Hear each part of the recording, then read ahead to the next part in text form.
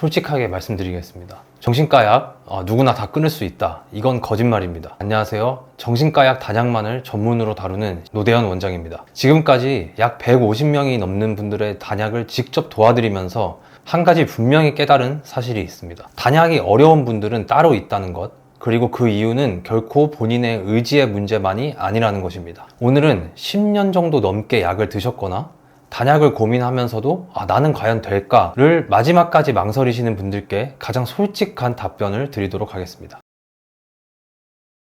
이게 제가 이제 진료실에서 가장 많이 받는 질문입니다. 솔직하게 답을 해드립니다. 개인차가 조금 있을 수는 있지만 임상적으로 대체적으로 단약이 어려운 분들은 크게 네 분류로 볼 수 있습니다. 참고로 미국에는 정신과 전문의가 직접 정신과 약을 천천히 감량시키는 테이퍼 클리닉이라는 전문기관이 있습니다. 그런데 이 클리닉에조차 처음부터 아예 환자로 받지 않는 세 부류가 있습니다. 그 전에 한 가지 먼저 짚고 넘어가도록 하겠습니다. 여기서 어렵다는 말이 불가능하다라는 뜻은 아닙니다. 다른 진단명, 다른 정신과 약에 비해 성공 확률이 현저히 낮다, 정확히 이 뜻입니다. 이 네 분류에 해당되시는 분 중에도 단약에 성공하신 분들 분명히 계십니다. 다만 그 확률이 다른 케이스보다 훨씬 낮기 때문에 시작 전에 반드시 알고 가셔야 한다는 의미로 말씀드리는 겁니다. 자, 첫 번째, 양극성 장애입니다. 조울증이라고도 흔히 알려져 있는데요. 조울증 진단 및 조울증 약 복용 이력이 있는 분, 기분이 위아래로 크게 흔들리는 분들은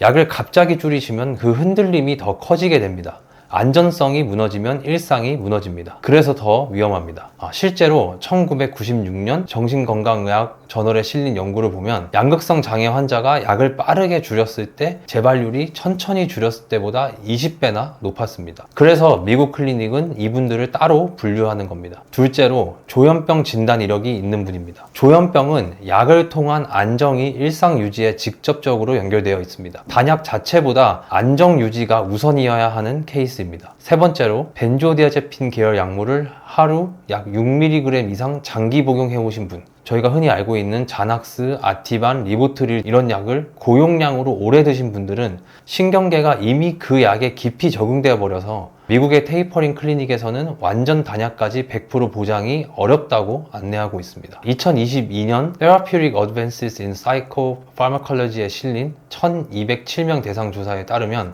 장기 복용자 중 약 44%가 단약 시도 시 심각하고 지속적인 금단 증상을 겪었습니다. 네 번째로 10년 이상 장기 복용해 오신 분들, 이건 미국 클리닉이 거부하는 기준은 아니지만 제가 임상에서 직접 본 결과입니다. 복용 기간이 10년이 넘으면 뇌가 약이 없는 상태를 거의 잊어버리게 됩니다. 그래서 완전 단약은 솔직히 100% 약속드릴 수 없습니다. 자, 여기까지 들으시고 본인이 이 네 분류 중 하나에 해당되신다면 그럼 나는 평생 약을 먹어야 하는 건가? 라는 생각이 드셨을 겁니다.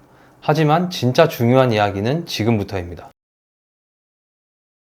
이 영상에서 가장 중요한 한 가지를 말씀드리고 싶습니다. 저희 한의원이 진짜로 목표로 하는 것은 바로 환자분의 삶의 질입니다. 방금 말씀드린 네 분류에 해당되시는 분들도 저를 찾아오시는 분들이 꽤 계십니다. 그리고 이분들은 치료를 병행하면서 최소 용량까지 감량을 하면서 일상생활에 무리가 없이 지내십니다. 그래서 저희 환자분 중에 16년 동안 약을 드신 분이 계셨습니다. 처음 오셨을 때 항우울제, 항불안제, 수면제 등 하루에 5가지 종류의 약을 복용하셨습니다. 매일 오후만 되면 무너지듯 누우셔야 했고 일은 아예 하지 못하셨습니다. 약 1년 반에 걸쳐서 천천히 감량을 진행하면서 2가지 약 정도만 최소 용량으로 남기는 데 성공하셨습니다. 지금은 번듯한 직장에 취직도 하시고 자유롭게 외출도 다니십니다. 이분은 약을 완전히 끊으셨을까요? 아닙니다. 그런데 이분의 삶이 어떻게 바뀌었을지 한번 상상을 해보세요. 5알에서 2알, 그리고 최소 용량으로만 복용하고 계십니다. 부작용이 사라지고 안개가 낀 것 같던 머리가 맑아지고 수면 상태가 자연스러워지고 다시 일을 할 수 있는 삶을 살고 계십니다. 그래서 저는 이게 100% 단약보다 훨씬 더 의미 있는 결과라고 생각합니다. 비유하자면 약을 빼는 것 자체가 목적이 되는 것이 아니라 약 때문에 잃어버렸던 일상을 되찾는 것, 이것이 목적이라는 뜻입니다. 단약은 수단일 뿐이지 결코 단약 자체가 최종 목표가 될 수 없다는 뜻입니다. 무턱대고 제가 100% 무조건 끊어드립니다 하고 약속드리는 것보다 체계적이고 과학적으로 안전하게 환자분의 삶의 질을 높이는 것, 이게 저희가 추구하는 진짜 최종 목적입니다.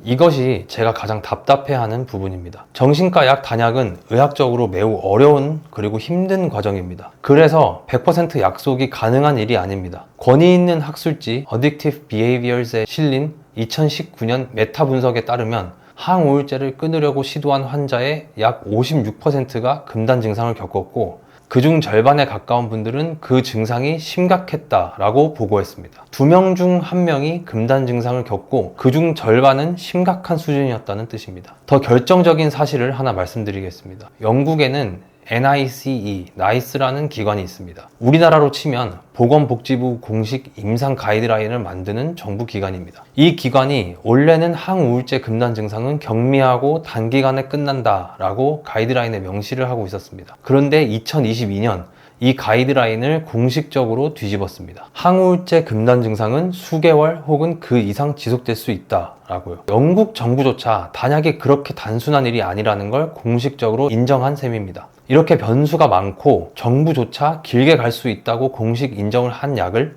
누구에게나 100% 빨리 완벽하게 끊어드립니다 라고 약속을 한다? 저는 그 약속이 의료가 아니라 영업이라고 생각합니다. 자, 비유를 하나 들어드리겠습니다.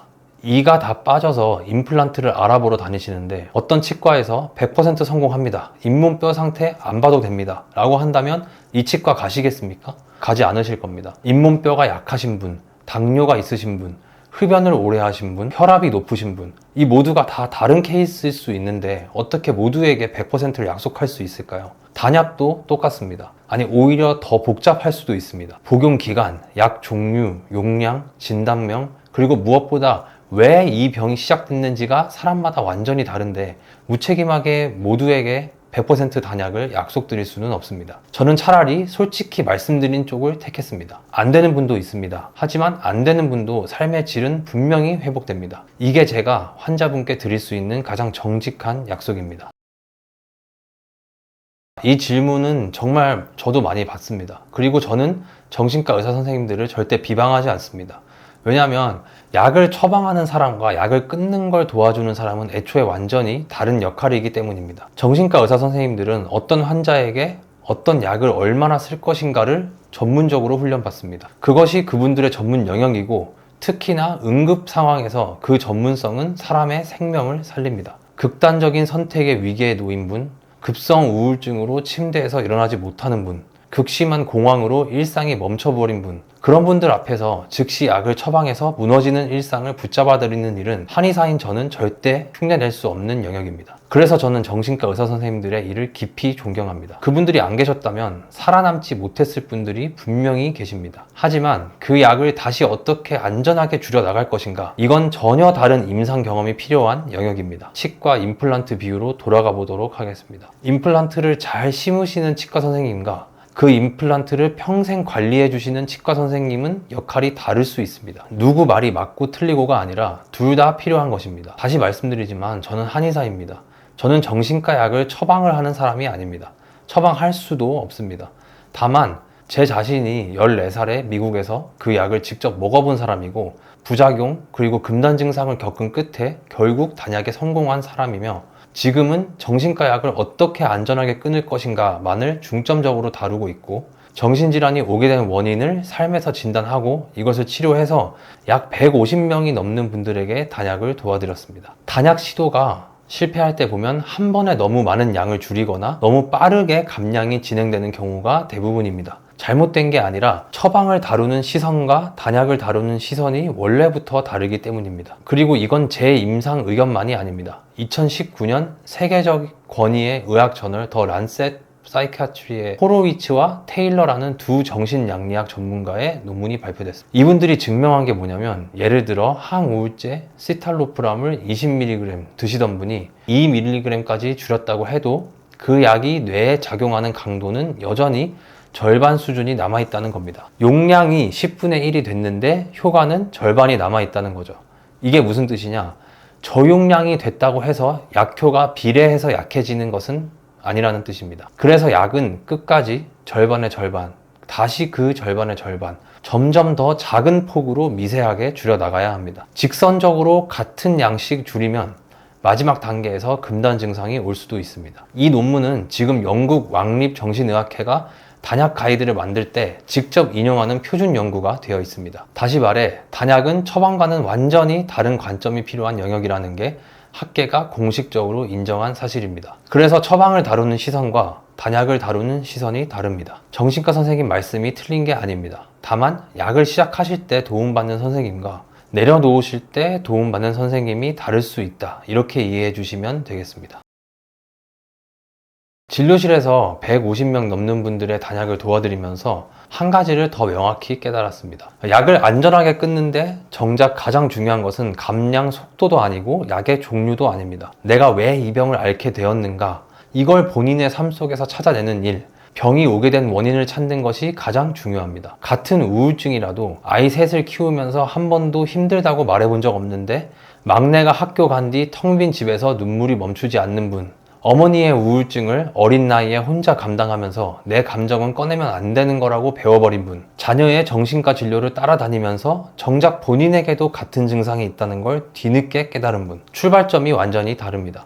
같은 우울이라도 그 사람의 우울은 오직 그 한 사람의 삶으로부터 출발해 왔습니다. 같은 진단명이라도 원인이 다르면 처방이 완전히 달라지게 됩니다. 그래서 저는 첫 진료에 최소 30분에서 1시간 동안 환자와 함께 환자의 삶 전반에 대해 깊은 대화를 나눕니다. 어디서, 어떻게, 왜 병이 시작되었는지 그 출발점을 찾기 전에는 약부터 줄이지는 않습니다. 왜냐하면 그 출발점을 모른 채 약만 무턱대고 줄이려고 하면 약은 줄어도 통증의 자리는 그대로 남아있기 때문입니다. 결국 시간이 지나면 다시 약을 찾게 되는 자리로 돌아가게 됩니다. 약을 무조건 빼는 것만이 능사가 아니라는 뜻입니다. 자, 오늘의 핵심 3가지만 기억해 주세요. 첫째, 정신과 약 단약은 누구에게나 100% 가능한 일은 아닙니다. 조울증, 조현병 진단 이력이 있으신 분, 벤조디아제핀 계열 약을 하루 6mg 이상 드신 분, 정신과 약을 10년 이상 장기 복용해 오신 분, 이런 분들은 완전 단약이 어려울 수 있습니다. 두 번째,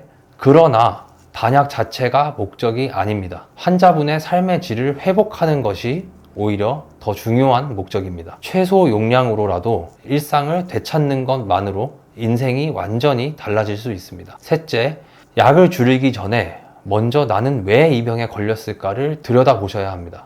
답은 약 안에 있지 않습니다. 당신의 삶 안에 있습니다. 그리고 마지막으로 한 가지, 약을 당장 끊으라는 말이 절대 아닙니다. 약이 필요한 시기는 분명히 있습니다. 그것을 부정하지 않습니다.